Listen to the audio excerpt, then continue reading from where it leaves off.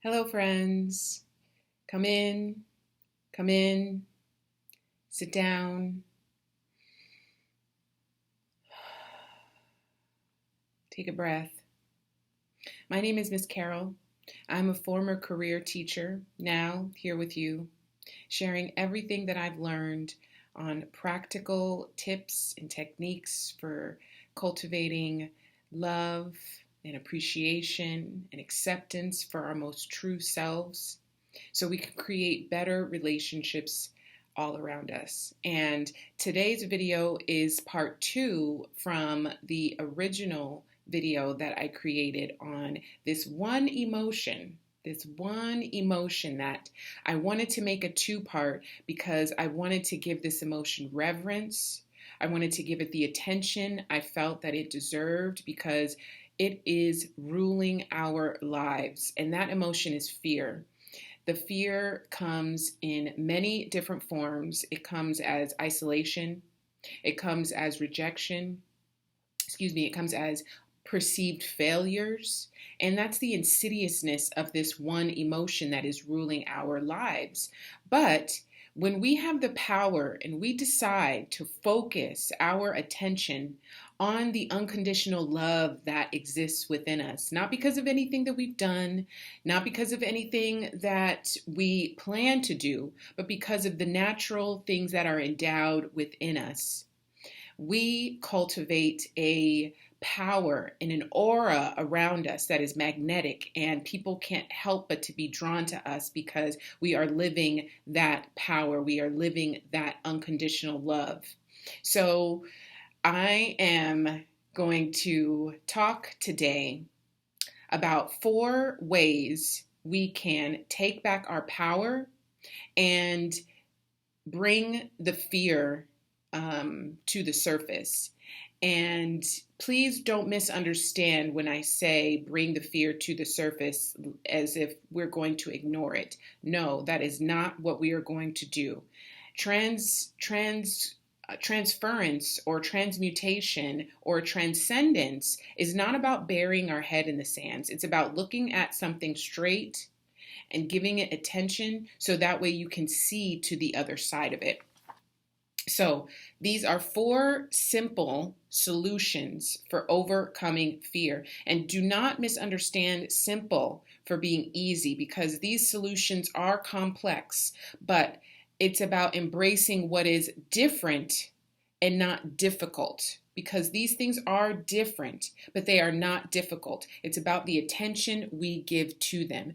And the first thing that I will tell you is that fear cannot live where love is present. Just like darkness cannot live where light is present. If you walk into a room that's dark and you flip on the switch, you have eradicated the darkness. And it is the same thing for fear. Fear cannot live where love is present. And these solutions will get you closer and closer when you are actively cultivating them to a field, to a resonance, to an aura of love.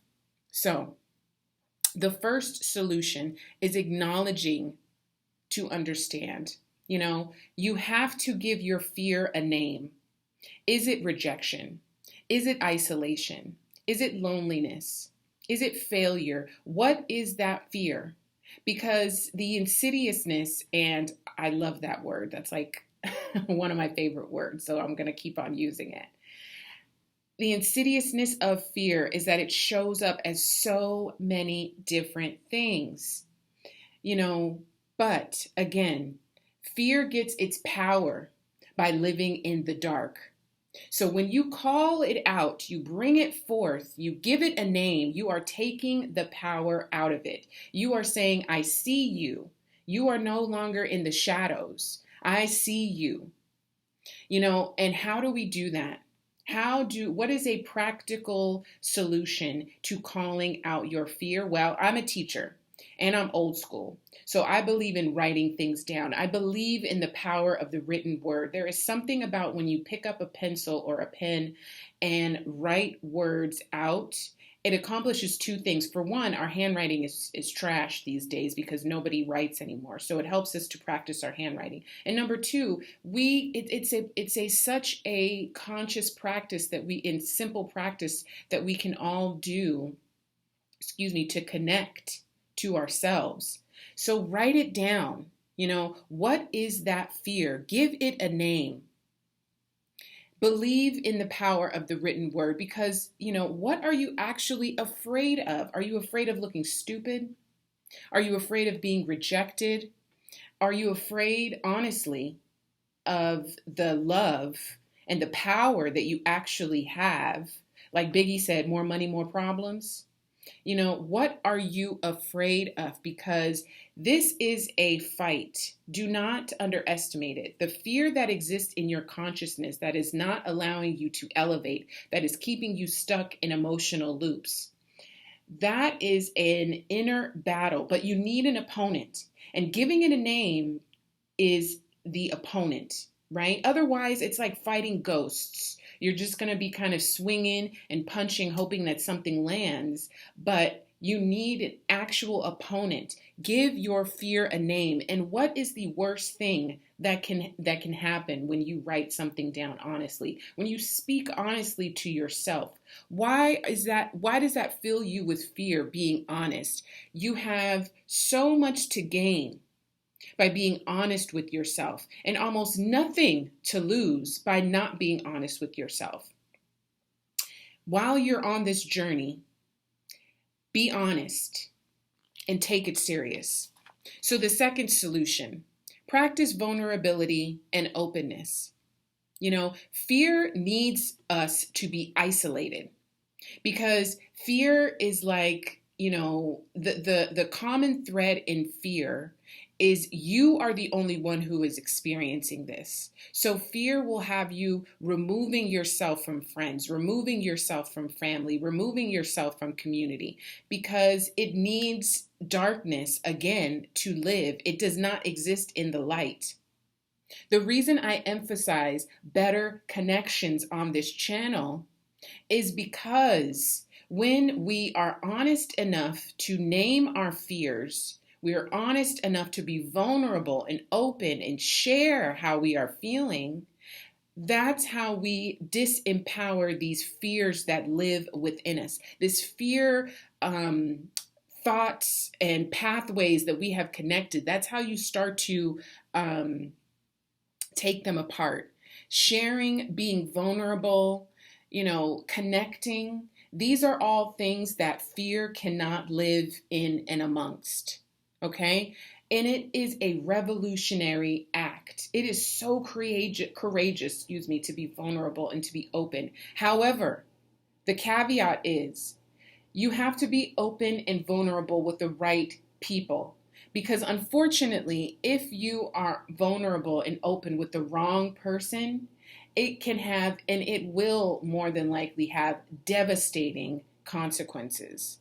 So in the first video, I alluded to a business partnership that failed because of the fear consciousness that I had of a potential romantic partnership that failed before it even got off the blocks because of my fear-based consciousness. And I also talked about my experience moving to China, in June of 2019.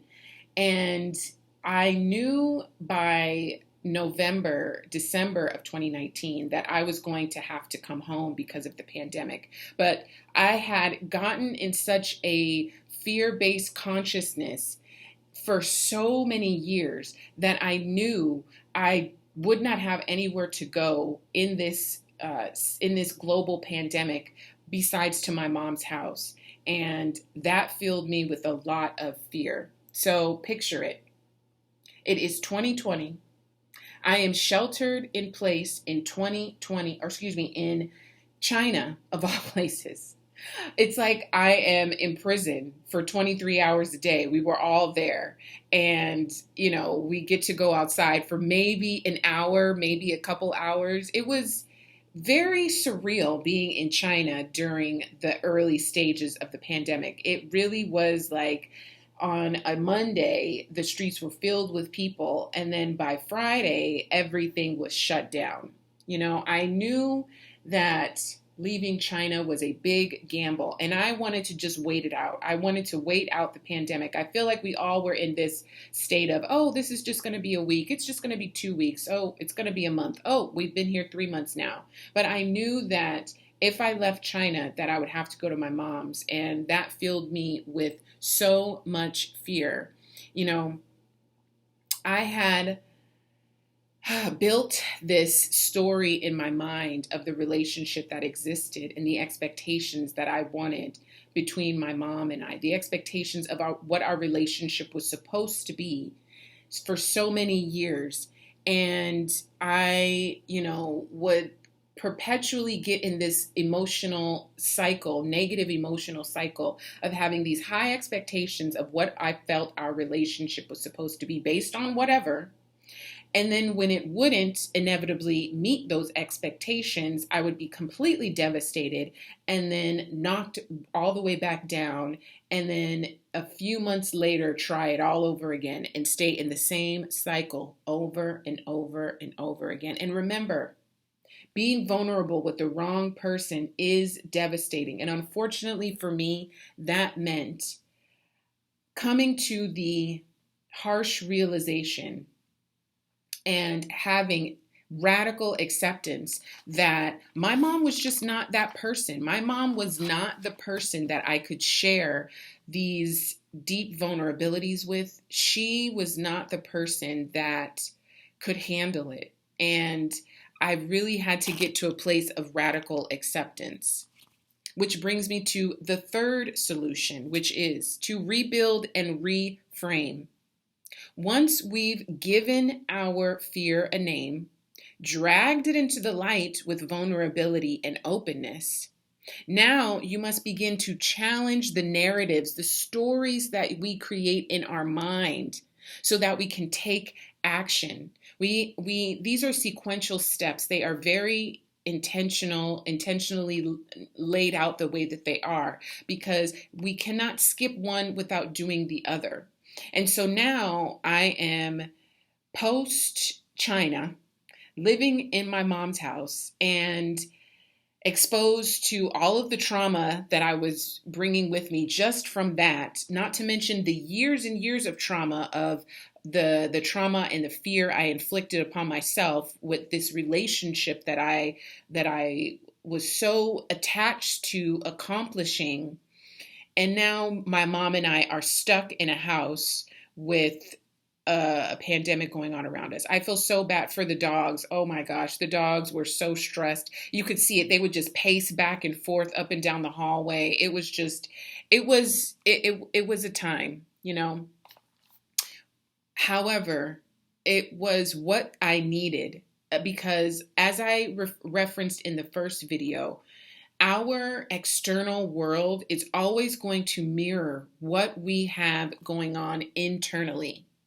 And it is designed that way to challenge the narratives and the stories that we have allowed ourselves to tell ourselves for years and years in our minds, But these stories, to a certain degree, they do keep us safe. We can't we can't live in a world that feels unsafe without creating some kind of narrative in our mind about how we can fit into it, because we have not cultivated the safety and the ease and the peace within us. So obviously, we're going to see that dichotomy on the outside world. This is about building consistency, being consistent, and building self-trust. But those things are often not demonstrated to us by the people who raised us. They're not demonstrated by the teachers who are in our education system. They're not demonstrated by our environments. They are these wonders and these jewels and these these things that we innately feel inside of us. But without the external demonstration, it's kind of like we're all kind of walking blindly in the dark trying to figure it out. So building trust starts with, having the courage and the audacity to, when you tell yourself you're going to do something, do it. Hold yourself accountable. Letting go of whatever inner critic that you have. And I have already made videos about these and I will reference them. The inner critic, the mother wound trauma that we carry with us. That's why I cannot emphasize the importance of writing these things down. So that way we can see them and look at them. I was just in my closet and I happened to look down and see my journal from that time of me, the months leading up to me moving back home from China into my mom's house. And there was such desperation and such loneliness and such sadness in my writing. But it filled me with so much hope because I can clearly see the person that I was and all of the work that I've done these last years of taking command of my life and taking 100% responsibility for the life that I have. And I'm proud to look back on those memories. And it's not going to happen overnight. We really do have to be patient with ourselves because this is not about perfection. Perfectionism is another one of those insidious things that is disguised, but is actually fear. Perfectionism. Perfectionism is an illusion. That is an illusion.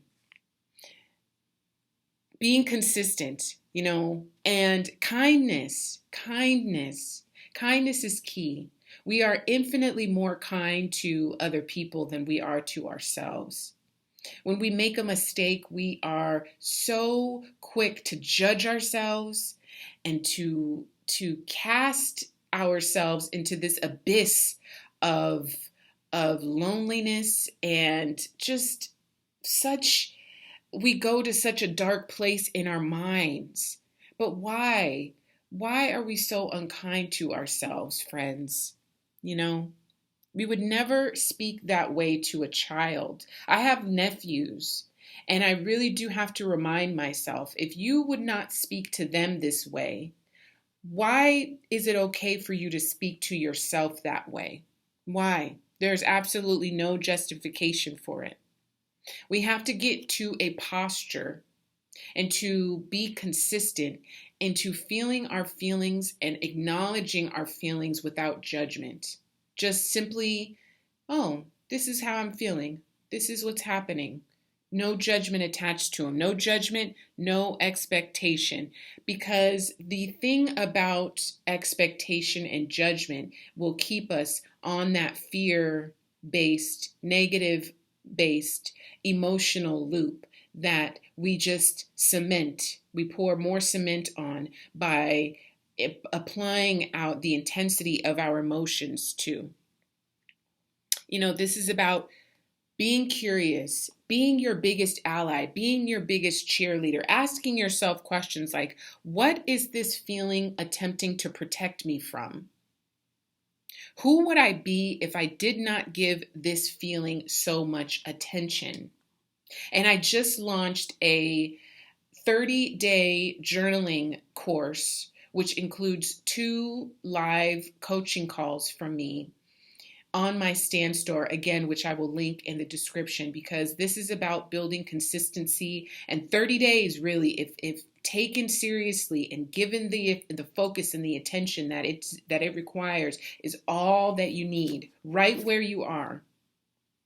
The fourth thing, after we rebuild and reframe these narratives that go on in our minds, this is about transformation.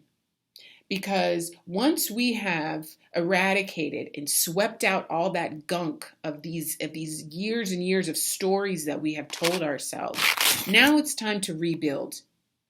This is not about the absence of fear. This is not about the absence of rejection or failure. of isolation. This is about, again, transcendence. This is about having that fear, being present with it. Again, with no judgment. I feel fear right now. No judgment. I feel excited right now.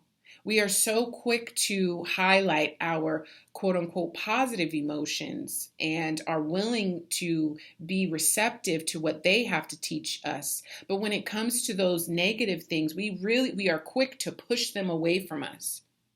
You know, my mom was a very dominant energy. She had a very dominant aura around her. And I have always been a very sensitive soul.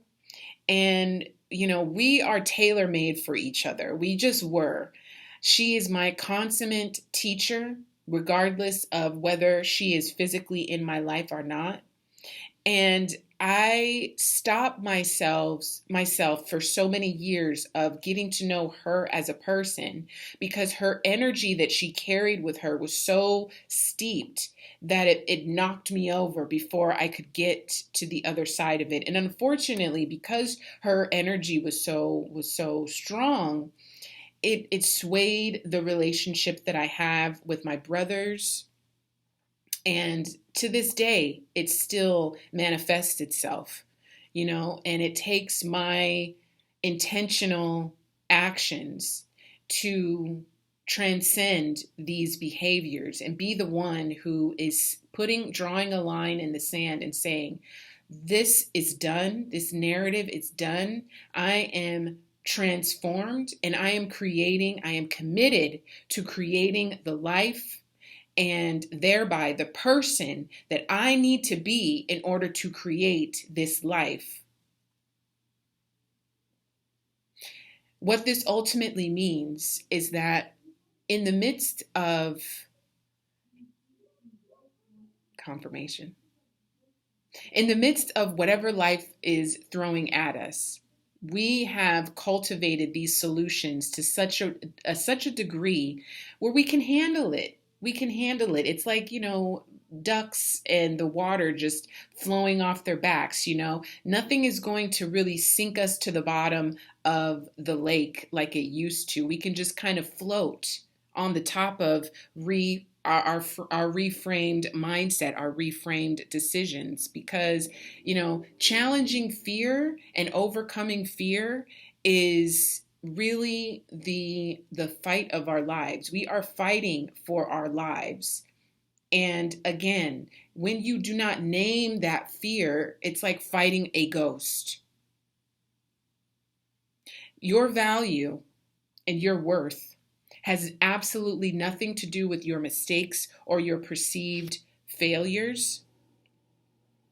We often play this game in our minds that keep us stuck in a win or lose. In every experience that we have, we need either come on top or we are the loser. And there is absolutely no middle ground. But I implore upon you, is there anything in life that is that black or white?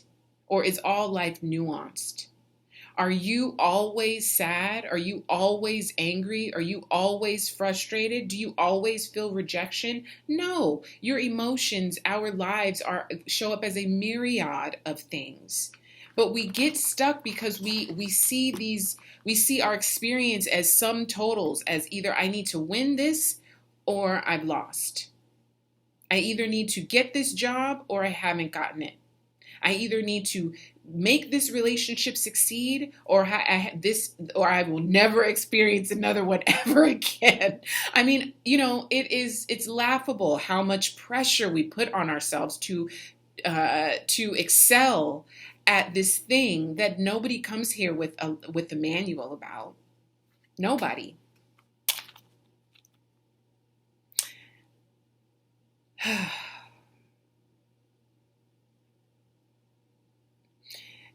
Needing my mom to be what I needed her to be was very, very selfish. And not selfish in the good way, because there is a certain amount of selfishness that you are going to have to accumulate. Selfishness for the benefit of everybody's service.